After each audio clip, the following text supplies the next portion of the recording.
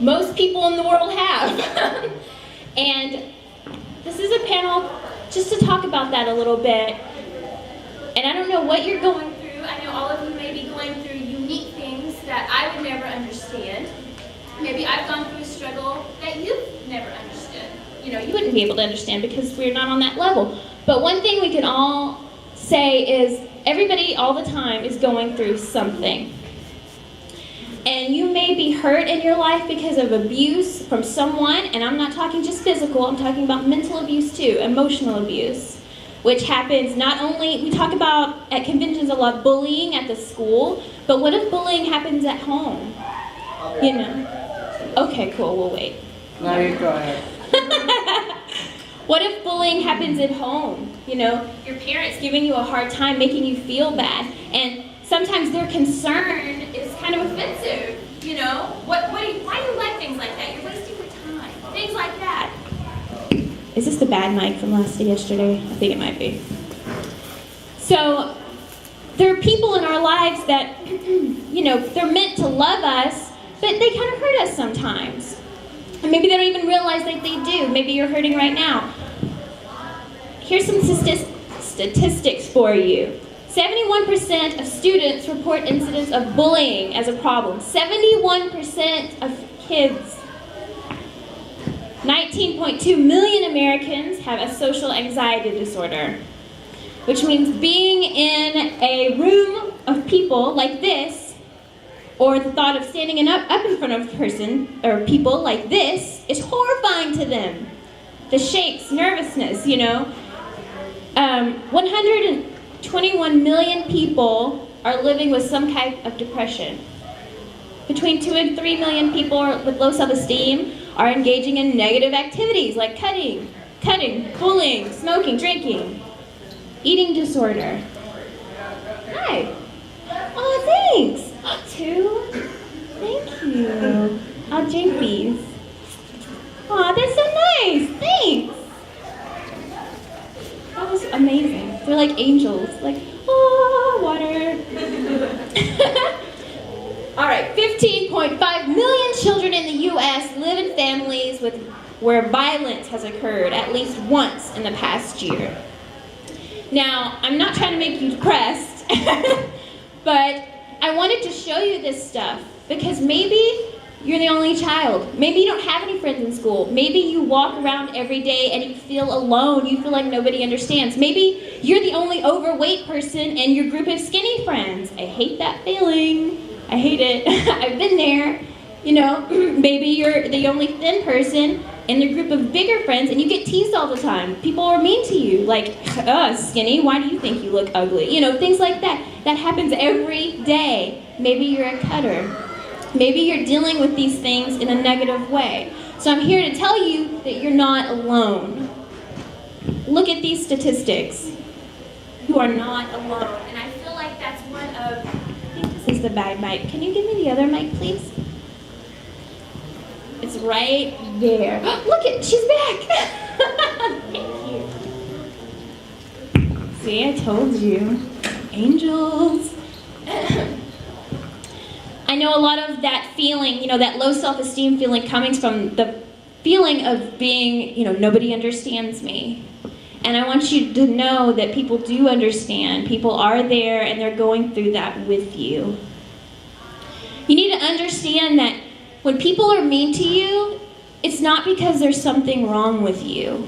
You know, you may be going through your own thing and everything, but when someone says something to you that deliberately hurts you, doesn't matter if it's true, maybe you are a little overweight, doesn't matter if it's true, that doesn't make it right.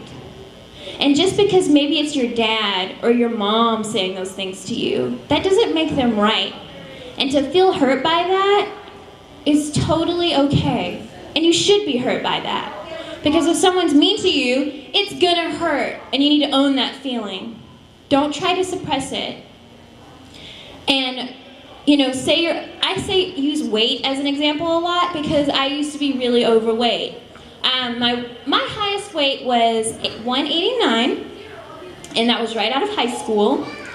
And college, you know how they have like the freshman 15? Well, I had like a freshman like 50. Like, I ate everything all the time, went out to eat all the time with my friends, and gained a lot of weight. No big deal, right? But it is, because it's bad for your health. So I had to deal with a lot of bull crap for that. From people I loved, though they tried to help me, you know, it hurt.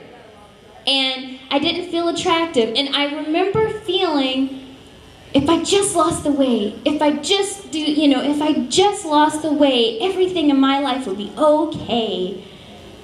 And have you ever felt that way about whatever you're going through? If my parents would just stay together, if I could just get a new friend at school, I'll be okay. I'll be okay. When I lost the weight, what I found was that it didn't go away because the pain was still there. So whenever I looked in the mirror, I still saw myself as this ugly person that nobody would love. You know, I didn't deserve to go have fun, things like that. So what I realized is, no matter what our outer issues are, what we feel our outer issues are, if you're not working on your heart work instead of homework, you're always gonna feel this way. And it's kind of sad, because we would love a quick fix, but the truth is that somebody in your life's gonna be hurting you. You're never gonna be able to seclude yourself away from people who are gonna hurt you. And if you do that, you've lost your family, you've lost your friends. If you hole yourself up in your bedroom, if I don't come out of here, nobody's gonna hurt me. Well, you're also closing out the happiness that you could be letting in. Are you with me on this, guys?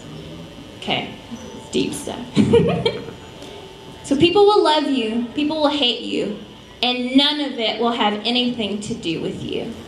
Now that's something I'm learning to understand. People are gonna love you, they're gonna hate you, and none of it will have anything to do with you. Now think about that. This whole, well, what if, I'm fat, if I just lost the weight? No, absolutely not. If they have a problem with you, if someone has a problem with you for the things you like, for example, let's say you like anime, nobody in your group likes anime, and they give you a hard time about it. Whose problem is that, really? It's their problem. You can like whatever as long as now I'm not talking about if you're engaging in unhealthy activities, like you're snorting crack or whatever. Do you snort crack? I don't know anything about drugs. If they come to you in concern, you can't be like, hey, you got the problem, I don't have the problem. That's what I'm talking about. I'm talking about if someone's giving you a hard time about the way you look, and I'm not talking about helping you here. That's different. When someone's concerned about your health and coming to you for that reason, that's one thing. But if someone's sitting there calling you fatty, big bones or whatever, ugly, you're wrong for feeling this way, you're wrong for liking this thing, that is their problem. And you know what? It's a cycle of unhappiness. You let them affect you, you're going to be affecting someone else. You're going to let that negativity intoxicate you, and then you're going to pour it over to your little brother, or maybe one of your quieter friends, or maybe one of your louder friends, or somebody who's not even your friend that you talk about them behind their back. Say the cheerleaders pick on you, and you turn around and pick on them and call them names and everything behind their backs, I understand the frustration when someone gives you a hard time. But to feed into that negativity circle and not learning to understand that that's their problem is a big thing. These are some things that contribute to people being mean to you. What if they've had a difficult childhood? Maybe they feel like they're stupid, so it makes them feel better to pick on you. Maybe they're poor. Maybe they're rich, and that gives a lot of pressure. There's stress in their life, cruelty from others. Think about the bully in your junior high, for example. If his dad comes home from work, drinks, passes out, wakes up in the middle of the night and beats the kid, and the kid comes to school and picks on you, think about that. You don't know where this negativity from other people is coming from.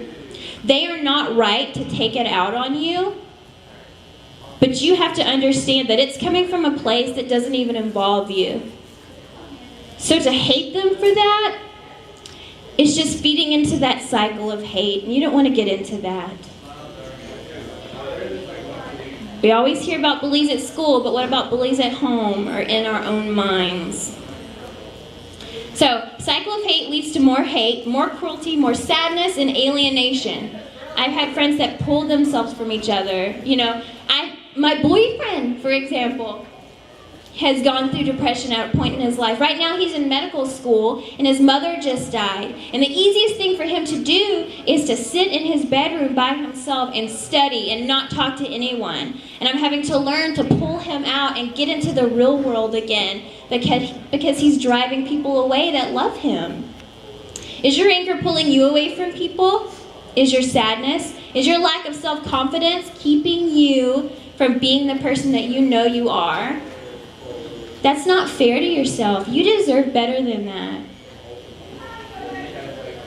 So, I believe that there are 5 wild cards in the hand you're dealt in life. The hand you're dealt in life are things that you were given when you were born that you cannot change. There are certain things that you can't change. For instance, your chemistry, that's number 1. Your body and your physical build. I'm not talking about weight loss. I'm talking about if you are not going to grow past 3 inches tall, you can't help that.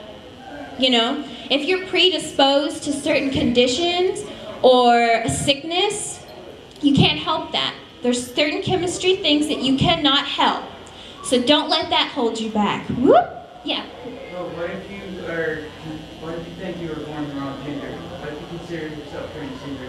If you consider yourself transgender, that's the same thing. And that's a whole nother topic. Really, it is. Transgender people are beautiful people, and a lot of people don't understand what that is or what it means. And there's going to be a lot of people that, if you consider yourself transgender, there's going to be a lot of people in your life that are never going to understand. As long as you do the foundation work to learn who you are, and at core, you're a good person. It doesn't matter what your physical body is. You're a good person. As long as you understand that, you'll be okay, no matter where your gender transition takes you. Because a lot of people with that issue, they can't decide, am I going to have a surgery? Am I not going to have a surgery? You know, there are voice actors that I know on a personal level that are going through the very same thing. So, and we have powwows all the time and talk about it. And for me, a year ago, I didn't know what transgender was at all. And when I found out that I had a friend who was, I was like, whoa, tell me everything. That's cool. Like, it's amazing and interesting, you know? That's what my best friend was like, which I've been so lucky in my churches. You've been very blessed with a good best friend then. Questions are awesome. Questions are awesome, right. Because questions lead to understanding. If you ask Absolutely. questions, I know you're not. Absolutely. And that's the thing. When somebody is like, what's that? Oh, you're a freak. You know, that comes from a place of fear. Yeah, and it has nothing to do with you. It's something that's affected them before you even got into the picture. You know what I mean? So your chemistry is your first one. Your second is your connections. Your first relationships. You can't control your parents, your mother, your dad. There are certain people that you are born into that you cannot help. I think you all understand what this is. Say you don't have a mom. Say you don't have a dad. The people that you are around when you're little like that, you have no control over. Your circumstances, things that happen to you. You cannot control other people even though you want to. That's something that I had to learn. I can be, my personality is very bubbly, you know, and if things don't go my way, it's really easy for me to be like, well, why not, you know? I can't control other people. I can't control when someone's mean to me. If someone's a jerk to me, I can't help that. And that's something that you need to understand. That's a hard one to realize, that the things that happen to you are not a reflection of who you are. It's a reflection of whoever's doing that to you, whatever they're going through. People are selfish by instinct. So if someone's mean to you or whatever, it's not coming from you. It's them, whatever they're going through. Fourth thing is your consciousness, the way you talk to yourself. Now, yes, you can control this, but a lot of your consciousness comes from those top 4 things. Your body type, the body you were born with, your first, relationships, the way people talk to you, that establishes the way you talk to yourself. So that's something that at the base, it's very difficult to control that. If people all around you are saying, you're ugly, well, what are you going to feel like? It's very hard to feel pretty when everybody calls you ugly. So your consciousness is another wild card. But there's one more card in your pile, that the cards that you were dealt in life, and that's your wild card, and that's your choices. What you choose to do with what you've been given. And the wild card, it is amazing, because it can take all the rest of the cards and use them for good. And you make that choice. That's why the 5 cards, it's a beautiful thing, because you have the power. You have a choice to make. Now, think about this. The very thing that you're hiding from people, that you're scared that people are going to judge you on, could be the very thing that you could be using to help other people. Who better to talk to someone who has been molested than someone who was molested? Who better to talk about cutting to someone who's cutting and recovery than somebody who is recovering? If you're going through something or you've gone through something, you could be helping other people instead of hating other people. So you've got your chemistry, your connections, your circumstances, and your consciousness, and your choices can flip the whole world into your hand. You can control this. And that's what a beautiful thing it is. When you free yourself from the hatred towards other people, you have all the control. Does anybody have to put anything on this so far? If you have something to say, please say it. I'm not trying to talk your ear off. I kind of am, but yes. Because I mean, all of that was huge. And that was next to that. That's pretty much exactly what I did. Because there was crazy crap that goes on my 24/7. But I mean, I told her about how, like, it wasn't just in terms of looks. Right. It was in terms of beauty. I had to tell them I was useless. So what made you change that? Like the way you thought about yourself. He said that people used to call him weak, so ugly, useless, bullies at home and at school, which is what we're talking about. So what did you do to get over that? Well, first I needed God. Because I could have, I guess I saw the other people who are struggling with those same things. And I think to myself, now I'm thinking like, why don't you do something about it? I remember I used to be that same way. And when I thought I could do it, I just accepted it and gave up at first. And then I saw Ruthie, and he pretty much had the same thing. Seeing power, he was an ugly man there. He didn't seem cool at all, even when he tried to. And then he came and said, I'm going to be king of the pirates. I'm like, wait, what? Now I thought to myself, I could never do it. I couldn't smile. I didn't have a smile before I saw him. That's the crazy part. That's wonderful. I love this story. Black Luffy, you're awesome. I'm not offending him. We called him Black Luffy all weekend. I'm not a racist guy. He's getting entirely too big to have been offended.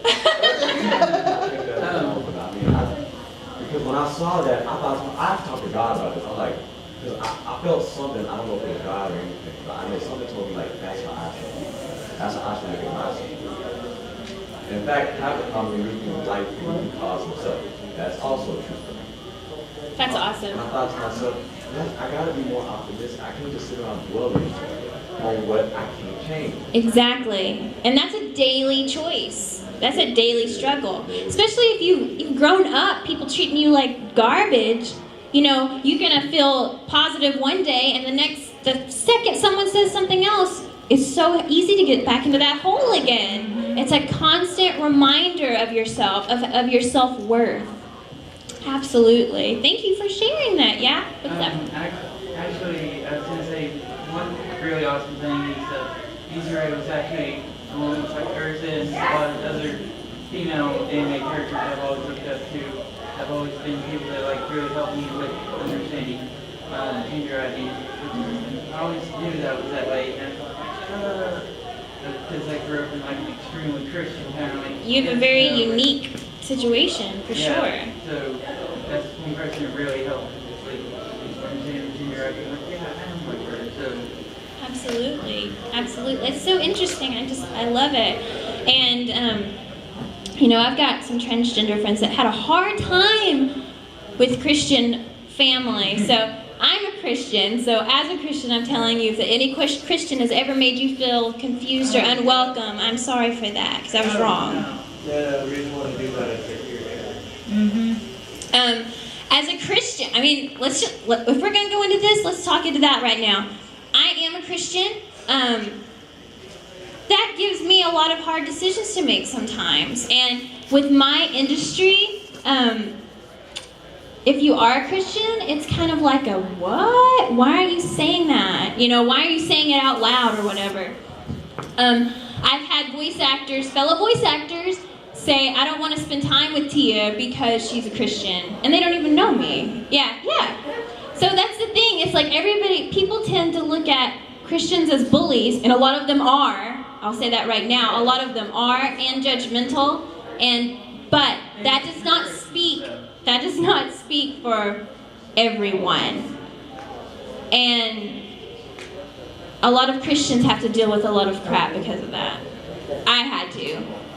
And but I understand where it comes from. It comes from a place of, wait a second, you're walking around saying we should all love each other, and then you're judging me. What the heck? That's hypocritical. But think of it as in terms of there's something wrong with that person. That's what we're dealing with here. There's something wrong with that person. Yeah. I would agree to an extent, because there are some Christians that I like. But me also being a Christian, my view on that is that, because I feel like I'm also, that they are looking for me.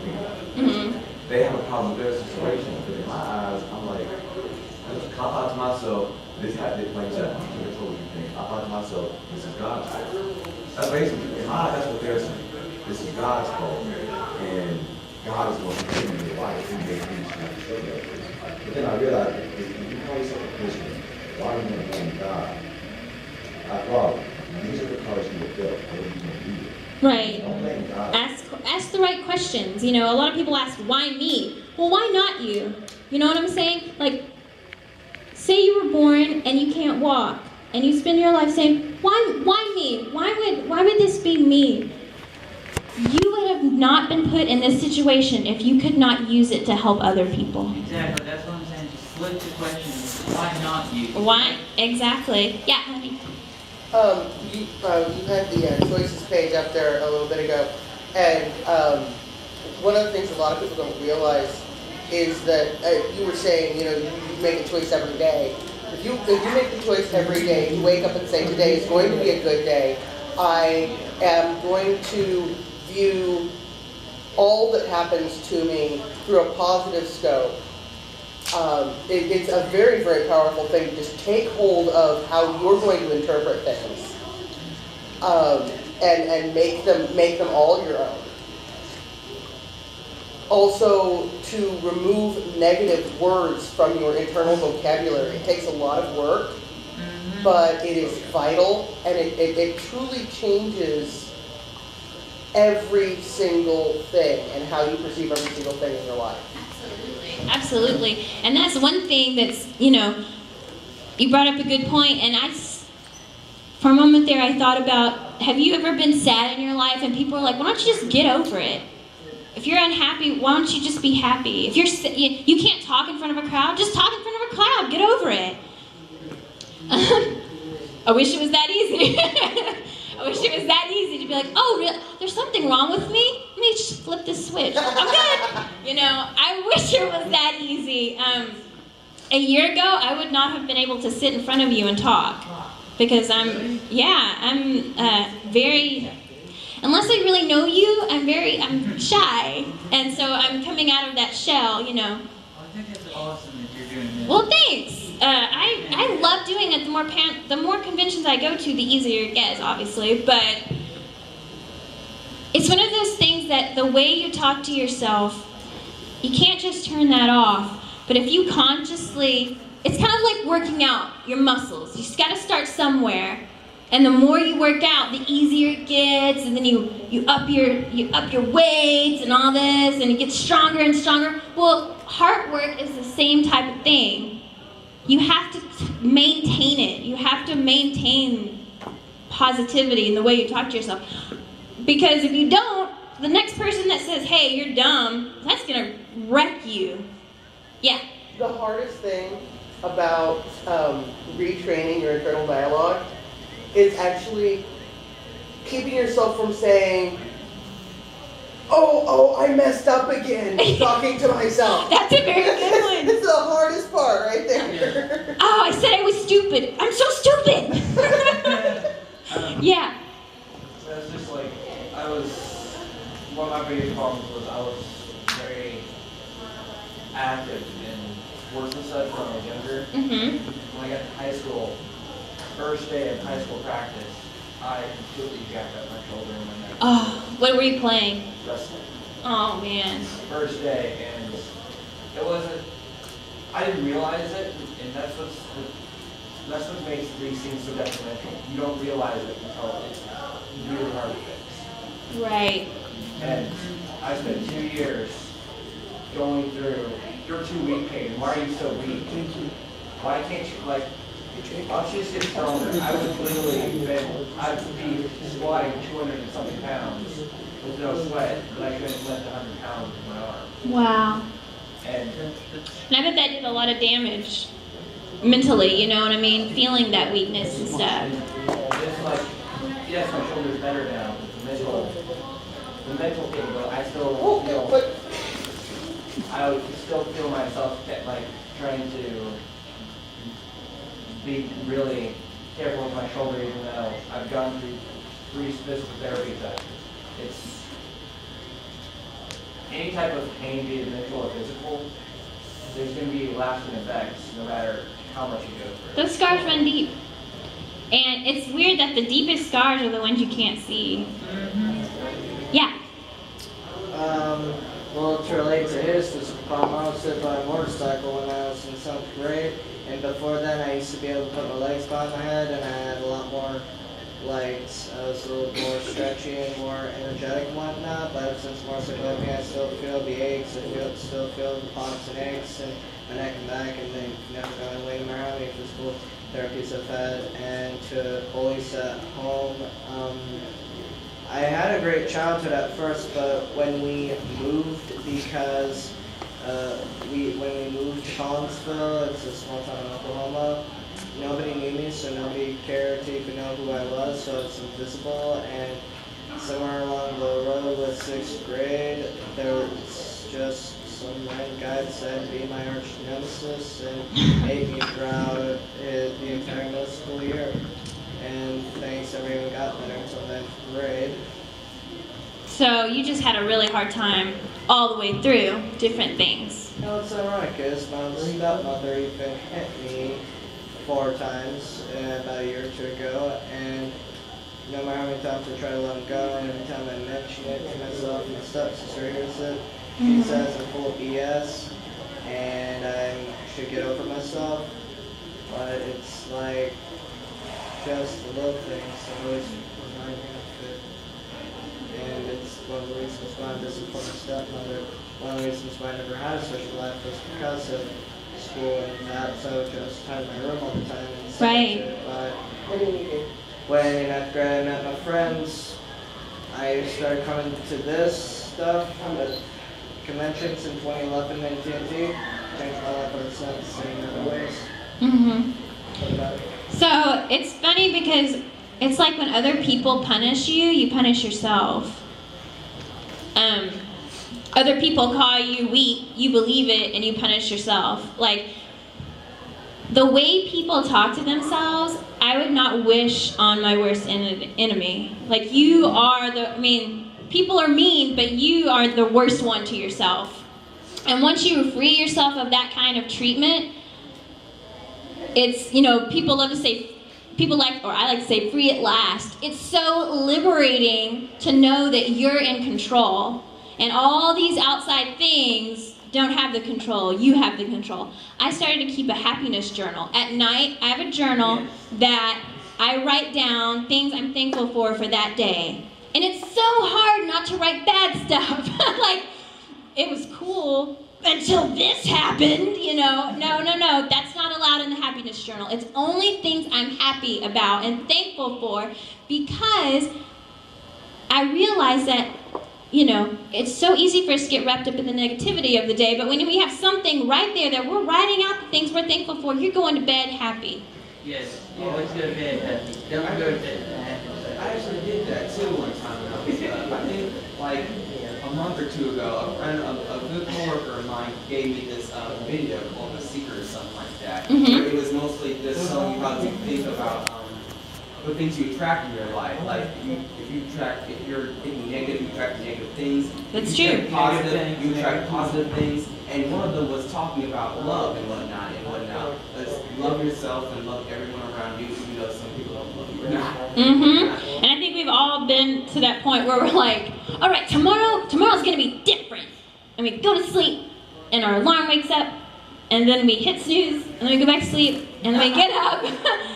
Tomorrow's gonna be different. Okay, I messed up today, but tomorrow's gonna be different. You know, all these false starts. So, all right. Love. Let's talk about love. You were born to love. People say, what's the purpose of life? I believe the purpose of life is to love. You learn to love. You learn to understand love. In a Christian viewpoint, you learn about God. You learn to love God. You learn God loves you. But let's not talk about that, because everybody's different religions. Life is about learning how to love each other and love yourself. And this world is a bad place, you guys. Like, it's full of hate and negativity. You turn on TV, there's ugliness. There's ugly people, and I just talk about ugly on the inside. There's ugly people getting millions of dollars because they're ugly. They're ugly on the inside, you know? They're mean to each other. They're hate-filled. This is everywhere we turn, on magazines. How to please your God. Lose 30 pounds by next Friday. You know, it's like, really? You know, that stuff's not going to make you happy. The greatest use of your life is to love others, especially those you feel don't deserve it. And that's the hardest thing. The greatest expression of love is time. Spending time to understand why those people are saying the things they are, why they're doing the things that they do. The greatest time to love is right now. Not when things are better for you, but right now. And what if they don't accept you? What if they don't love you back? You know, that's their problem. Don't worry about it. You just love them, because you control the situation. You may not be able to control who you live with now. 10 years from now, you will be. Your friends don't love you. Your friends are mean to you. Get new friends. People who make you feel bad like that are not good friends. Another way how my mother bullies me is because I have a 21-year-old friend. I know him for 2 years.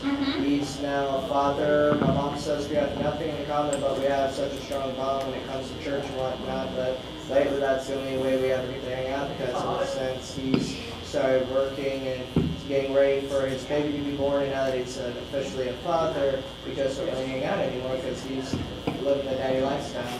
And if you know, I don't know your situation, and you don't have to tell me, but, you know, if this friend is a positive influence, then I don't see a problem with you hanging out. If he's a negative influence, I can understand why she would say, I don't know this friend, but, you know, you say he's a good friend, so just understand that your stepmother may not understand now, but maybe sometime down the line, you'll be able to pull away from the